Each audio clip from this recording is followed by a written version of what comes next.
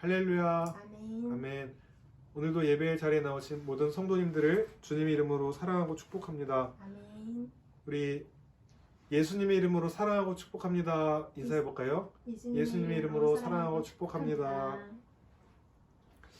예, 오늘 말씀의 제목은 이고니온, 루스드라, 더베에서 선교 후 안디옥으로 복귀하여 1차 선교 여행이 종료되는 말씀입니다. 오늘 본문은 1절에서 7절은 바울 일행이 이고니온에서의 선교하는 여정이 있고 8절에서 19절은 루스드라와 더베에서 선교를 합니다.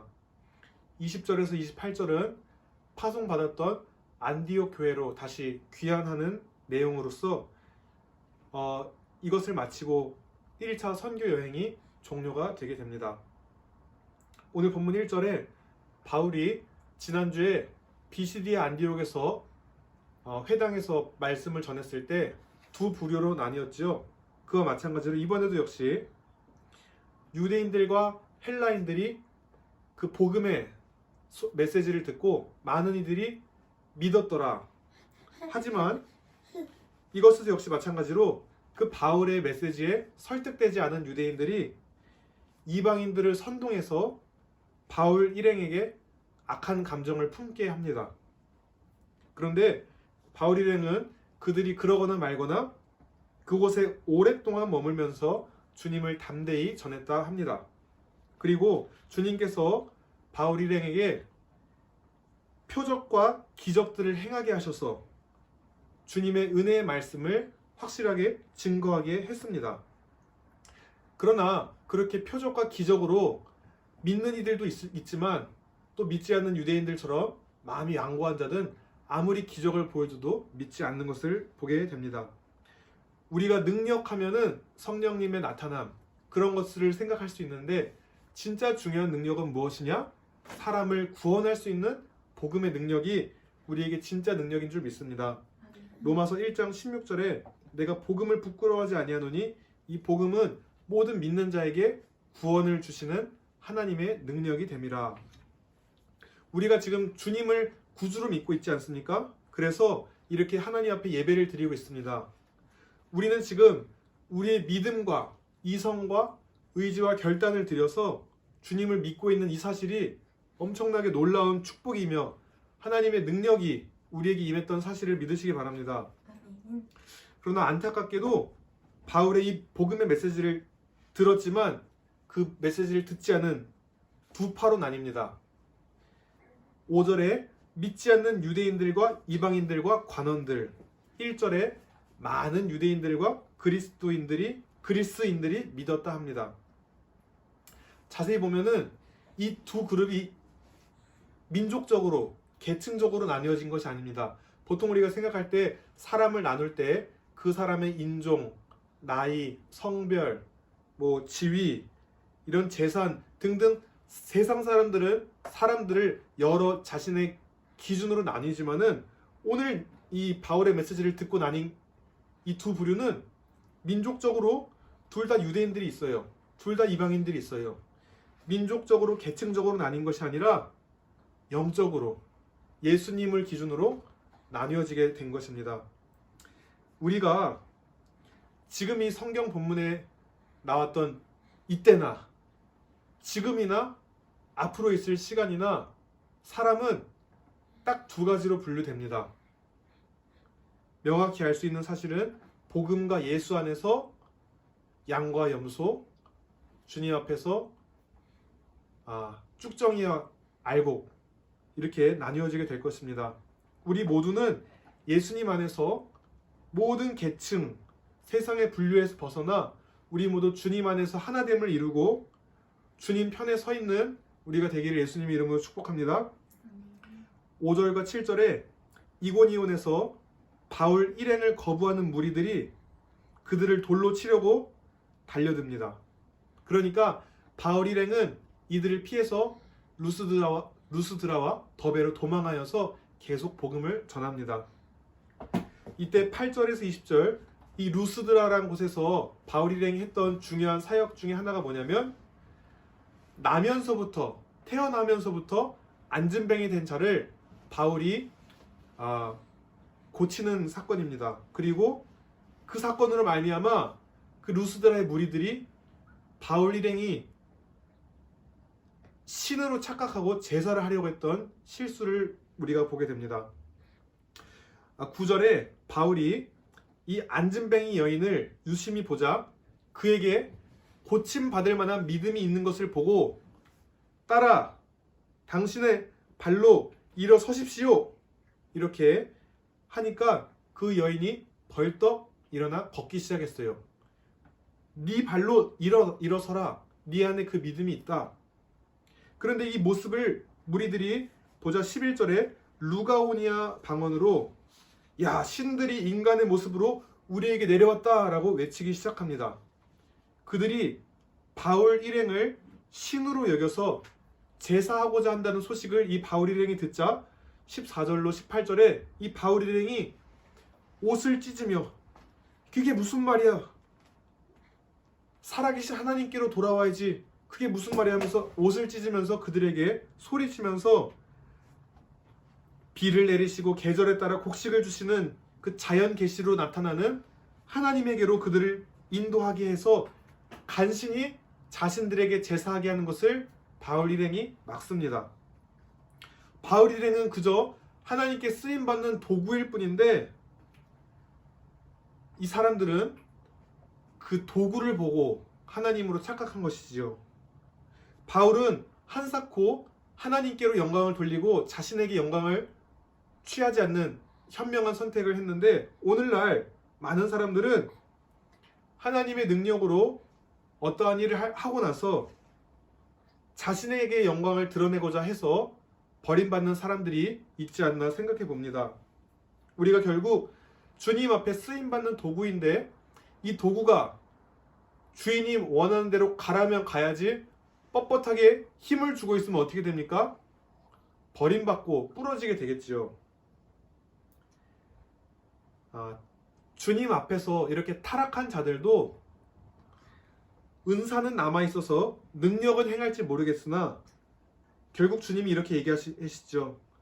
네가 내 이름으로 선지자 노릇도 하고 귀신도 쫓고 많은 일을 행했으나 나는 너를 도저히 모른다.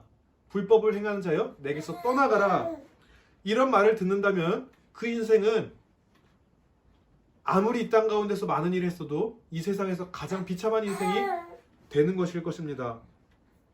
19절에 믿지 않는 유대인 몇 명이 와서 안디옥, 비시디아 안디옥과 이고니온에서 와서 그들이 무리를 충동해서 바울을 돌로 치게 합니다.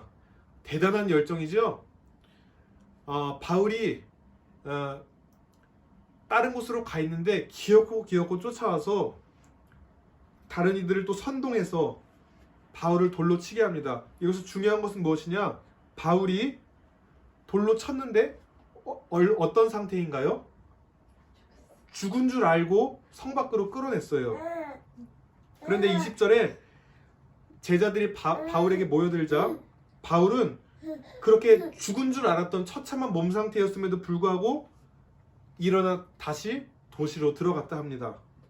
저는 이 본문을 보면서 아마 바울은 인간이 아닌 그의 몸 구조는 강철인가 아니면 용가리 통뼈인가 라고 생각했지만 그렇지 않은 것을 우리는 알고 있습니다.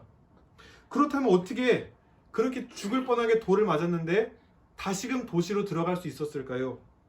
또한 바울은 마음이 피도 눈물도 없는 강철 같은 사람이었을까요? 보통 사람은 죽을 뻔한 위기를 겪으면 심한 상처를 받거나 어떠한 일을 겪으면 그 장소나 그 물건만 봐도 거부 반응을 일으킵니다. 예를 들어 베트남 전쟁에 참전한 미국 군인이 베트남에서 심한 고통을 겪어서 베트남 사람들이 먹는 쌀만 봐도 경기를 하고 쌀을 안 먹는다는 그런 말이 있듯이 참 이렇게 힘든 일을 겪고 나면은 그곳에 있는 작은 것들도 다시금 겪고 싶지 않을 텐데 무엇이 바울로 하여금 이런 어려움 가운데서도 남들이 보면 저 사람 죽었다라고 생각할 정도로 처참한 상태에서도 다시 그 도시로 들어가서 계속 복음을 전하게 할 수 있었을까요? 또한 도시로 들어간 뒤에 다음날 바나바와 함께 더베로 떠나갑니다. 이 루스드라에서 더베라는 곳은 27km 거리가 되는 곳입니다. 돌에 맞아 죽었던 사람이 몸조리를 할 여유도 없이 그 먼 길을 감내하면서 갔다는 사실을 보면서 이 바울이 겪었던 것을 묵상하면서 우리가 숙연해지지 않을 수가 없습니다. 바울은 예수님을 향한 사랑과 천국 소망을 향한 분명한 확신이 있었습니다. 디모데후서 4장 7절에 믿음의 길을 지키고 의의 면류관을 받을 것을 바라보았습니다. 또한 자신이 복음을 전해서 그 복음을 받아들인 영혼들이 맺는 열매로 인해서 어려움 가운데서도 위로를 얻고 그렇게 끝까지 복음을 전했습니다. 데살로니가전서 2장 7절에 우리가 그리스도의 사도로서 마땅히 권위를 주장할 수 있으나 도리어 너희 가운데서 유순한 자가 되어 유모가 자기 자녀를 기름같이 하였더라. 마치 어머니를 대신해서 기르는 유모처럼 그 자녀를 기르듯이 영적 자녀들에게 복음을 전하고 양육했다는 것입니다. 데살로니가전서 3장 7절에 너희들아 형제들아 모든 궁핍과 환난 가운데서 너희 믿음으로 말미암아 너희에게 위로를 받았노라. 자신들의 영적 자녀들도 환난과 어려움 가운데서 믿음으로 굳건히 서 있는 것을 보고 바울이 그로 인해서 위로를 얻었다라고 합니다. 바울은 어머니의 헌신적인 사랑으로 영적 자녀들을 길러냈던 것입니다. 자신이 비록 죽을 것 같이 힘들고 고생하는 순간이지만 자신들의 영적 자녀들도 바울처럼 어려움 가운데서 믿음을 지키는 모습을 보고 바울이 위로를 얻고 끝까지 그 선교 여행을 해나갈 수 있지 않았을까 생각해 보게 됩니다. 마치 부모가 힘이 드는 상황에서도 자녀들이 방긋방긋 웃는 모습을 보면 위로를 얻고 행복해하며 다시금 힘들지만 양육의 사명을 감당하는 그러한 모습이 바울의 모습이 아니었을까 추측을 해봅니다. 21절에 바울 일행은 루스드라와 이고니온과 안디옥으로 돌아갔다고 합니다. 1차 전도 여행 지도를 보면 안디옥으로 귀환하기 위해서는 더베에서 윗지방, 즉 길리기아 지방을 거쳐서 가는 것이 더 빠르고 안전한 지름길인데 왜 굳이 이 경로를 취하지 않고 자신들이 지나온 선교지들을 역순으로 돌아가기로 했을까요? 그곳에는 자신들을 죽이려고 기다리고 박해했던 사람들이 있는 곳인데 말입니다. 21절에 바울 일행이 이 자신들이 선교했던 곳으로 역으로 돌아갔던 행위는 자신들로 인해서 이제 갓 태어난 영적으로 어린 제자들의 마음을 굳게 하도록 권하기 위해서 고생과 위험을 마다하지 않고 다시 사명의 자리로 나아갔던 것입니다. 22절에 바울은 제자들을 견고히 세우고 그들에게 하나님 나라에 들어가려면 많은 고난을 겪게 될 것이다 라고 말을 합니다. 그리고 그들에게 믿음에 충실하도록 격려했습니다. 근데 여기서 바울이 말한 믿음은 무슨 믿음이었을까요? 우리가 흔히들 예수 믿는 이유 중에 이 세상을 살아가면서 우리 육신의 문제를 해결해주고 나에게 복 주시고 평안함을 주시고 내가 원하는 기도를 응답해 주시기 때문에 나는 예수를 믿는다 라고 말할 수 있습니다. 물론 그런 믿음도 어느 정도 존재합니다. 그러나 여기서 말하는 믿음은 더 본질적이고 중요한 것은 하나님이 우리를 사랑하셔서 독생자를 친히 십자가에서 죽게 하시고 부활하신 사실, 내가 그 주님을 내 마음에 모시고 나의 입술에 진정한 고백으로 주님을 나의 구주로 고백하며 따를 때에 내가 하나님 나라의 백성이 되고 영생을 얻는다는 이 십자가 부활에 근거한 믿음인 것입니다. 다른 어떤 것보다 이 사실이 우리의 중요한 믿음의 근거가 되어야 될 줄 믿습니다. 우리의 믿음은 어디에 근거를 두고 있는지 확인하고 우리 모두 올바른 믿음 위에 서 있으시기를 예수님의 이름으로 축복합니다.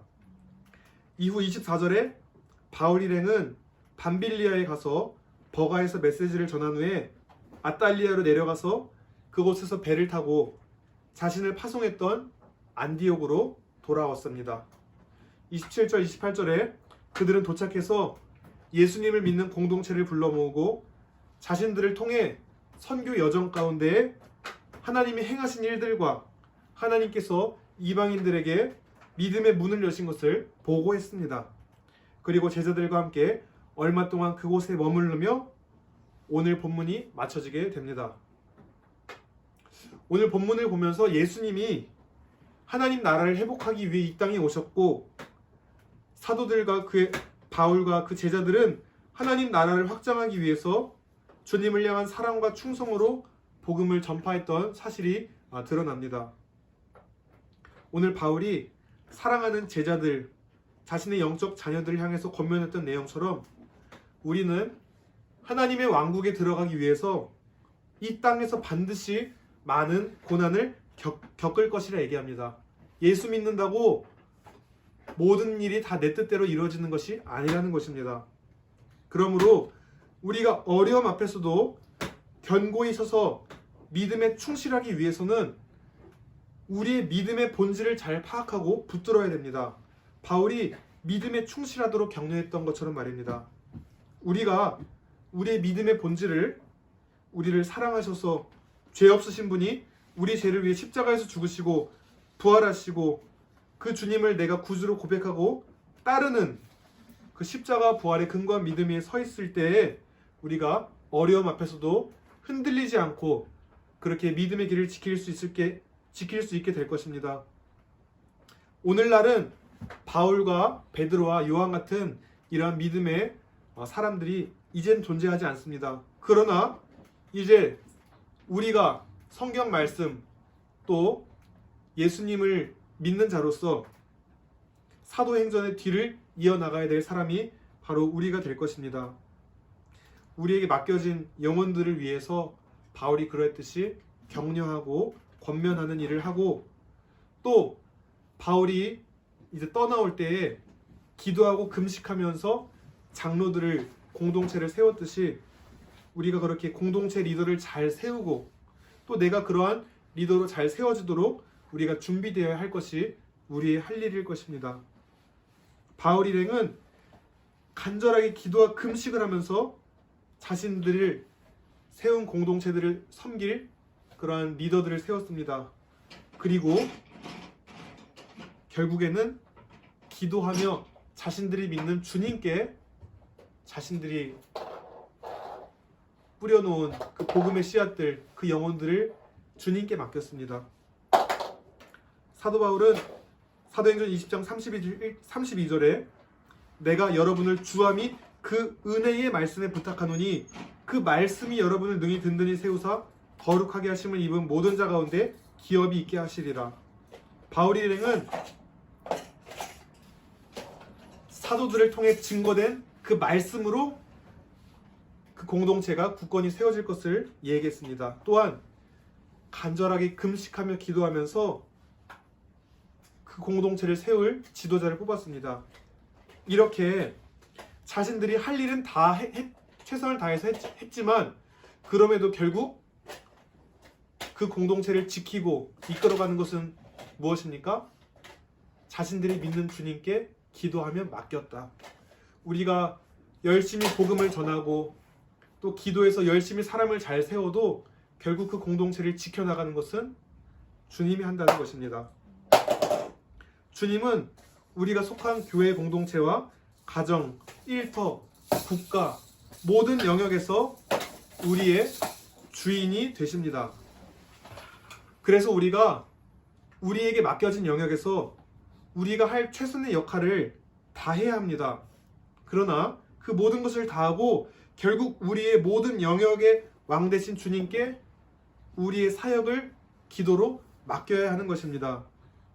저도 가정에서 이렇게 예배드리고 또 일터에서 노인복지 일을 하면서 또 때때로 그곳에서 복음을 전할 때도 있고 또 직원들과 일을 해나갈 때 여러 갈등과 어려움이 생기고 또 삶의 여러 영역에서 여러 가지 어려움이 생길 때 내가 할 최선을 다하지만 결국 기도할 때에 하나님이 친히 그 일들을 해결해 나가시는 것을 제가 경험했고 또 지금도 경험하고 있습니다. 오늘 바울 일행은 성령의 능력으로 표적과 기적을 행하며 주의 말씀을 전해서 많은 이들을 믿게 했습니다. 그러나 그 성령의 능력으로도 표적과 기적, 성령의 나타남으로도 믿지 않은 영혼들은 믿지 않는 것을 보게 됩니다. 또한 이 바울이 그렇게 하나님께 택함 받아서 주님께 쓰임 받으면, 우리 생각으로는 그렇게 하나님께 쓰임 받으면 영광스럽고 꽃길만 있어야 된다고 생각하는데, 바울은 오늘 돌에 맞아 죽을 뻔한, 그래서 이 사람 돌에 맞아 죽었네 라고 그런 처참한 상태가 돼서 성 밖으로 버려진 경험을 했습니다. 예수님께 많이 쓰임 받는다는 것은 이 땅에서 우리 배가 부르고 우리가 안락하게 산다는 것을 의미하는 것은 아닐 것입니다. 우리 삶에도 오늘 바울 모습을 보며 그렇게 돌에 맞아 처참하게 죽은 것 같은 상황에서 바로 일어나서 도시로 갔던 것처럼, 저도 사실 이 말씀을 보면서 이 말씀은 오늘 본문을 뿐만이 아니라 제가 이제 저에게도 맡겨진 사명의 자리가 있는데, 때때로 저는 하나님, 저 이 자리 좀 그만 가고 싶어요 라고, 저는 그렇게 바울처럼 처참한 상황이 아니었음에도 때때로 그냥 힘들고 지칠 때, 낙심할 때 그런 게 있었는데, 바울은 죽을 상황이 다 돼도 툴툴 털고 다시금 그 자신들을 죽이려고 했던 그 사람들 향해 달려가는 이 믿음은 도대체 어디서 오는 것이란 말인지 제가 참 부끄러웠습니다. 우리 삶에서도 지금 이렇게 같이 예배드리는 분들 중에서도 마음과 육신이 많이 힘들어서 거의 죽게 된 것 같은 상황에 있는 분이 혹시 계실지 모르겠습니다. 그러나 바울 자신도 그러했고, 바울이 사랑했던 제자들에게도 어려움 앞에서도 올바른 믿음 위에 서서 충실하게 잘 견뎌라 이렇게 격려했듯이, 우리도 십자가 부활의 예수님을 따르는 올바른 믿음 위에 굳게 서서 거반 죽게 되어도 다시금 주님이 주신 힘으로 우리의 사명의 자리를 바울처럼 지켜나가게 되시기를 기도합니다. 그리고 믿는 공동체들이 세워질 때에 우리가 해야 될 최선의 역할, 사람의 역할이 있지만 결국 그 공동체를 붙드시는 것은 주님이시라는 것을 기억하면서 우리가 이렇게 주님께 우리 할 일을 최선을 다하지만 주님께 맡기는 믿음이 있으시길 기도합니다. 바울이 이렇게 1차 선교 여행을 마치고 안디옥 교회에서 자신들의 사역을 믿는 공동체들에게 이렇게 보고했습니다. 바울이 이렇게 선교 여행을 마치고 보고하듯이 우리도 우리 이 땅에서의 나그네 순례 여행을 마치고 주님 앞에 설 때에 주님 앞에 우리의 선교 여행을 보고할 날이 있을 것입니다. 그때 우리가 우리 각자의 주님께 이렇게 고백했으면 좋겠습니다. 주님, 제게 주신 십자가를 잘 지고 나를 부인하고 주님의 능력으로 복음을 전해서 나의 받은 달란트대로 최선을 다해서 하나님 나라를 확장하고 제자 삼고 왔습니다. 이렇게 고백할 때 주님이 그래 잘했다 착하고 충성된 종아 라고 우리에게 그렇게 칭찬하며 눈물 닦아주시며 그러한 주님의 위로와 구원을 얻고 영원히 하나님 나라에 거하는 저 여러분 모두가 다 되시기를 예수님의 이름으로 축복하고 기도합니다.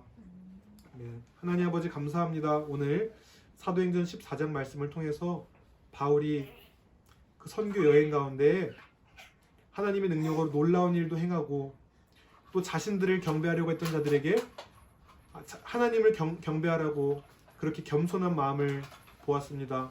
또한 돌에 맞아 죽게 되어서 남들이 보면 죽었다 생각해서 버림받은 그 상황에서도 다시금 그 도시로 일어나 걷고 바로 그 다음날 27km가 되는 거리를 그렇게 걸어갔던 그 바울은 분명히 자신의 힘으로 그렇게 할 수는 없었습니다. 하나님 죽으시고 부활하신 예수님처럼 자신도 고난과 환난을 겪고 죽음을 넘어서 부활이 있음을 보고 천국 소망을 확실히 가지고 그렇게 성령의 능력으로만이 그렇게 했을 줄 믿습니다. 이것은 결코 바울의 힘이 아닙니다. 하나님을 의지하고 주님을 붙든 바울을 통해 하나님이 역사하신 능력입니다. 하나님 우리의 삶의 영역에서도 때로 내가 감당해야 될 역할보다 무거운 짐이 다가와서 정말로 몸과 마음이 지쳐서 거의 죽게 되는 상황이 다가올지 모릅니다. 그러나 그 상황에서도 내 힘으로는 할 수 없으니 성령께 의지하고 주님이 주는 힘과 능력으로 그 사명을 능히 감당할 수 있도록 주님 우리의 힘의 근원 되시고 십자가와 부활의 능력으로 우리를 이끌어 가실 그 올바른 믿음이 굳게 서서 우리가 어떠한 상황에서도 주님을 따르는 그런 믿음의 길을 갈 수 있도록 인도해 주옵소서. 감사드리며 우리 주 예수 그리스도 이름으로 기도드렸습니다. 아멘.